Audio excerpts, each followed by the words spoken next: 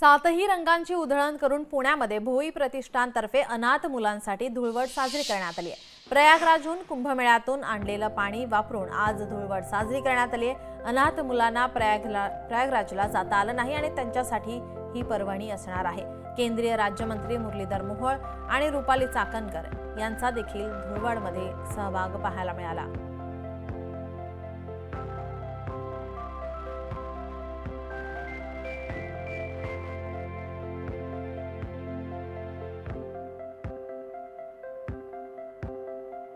प्रयागराजहून कुंभमेळ्यातून आणलेलं पाणी वापरून आज या ठिकाणी धुळवड साजरी करण्यात येते। अनाथ मुलांना प्रयागराजला जाता आलं नाही त्यांच्यासाठी ही पर्वणी असणार आहे।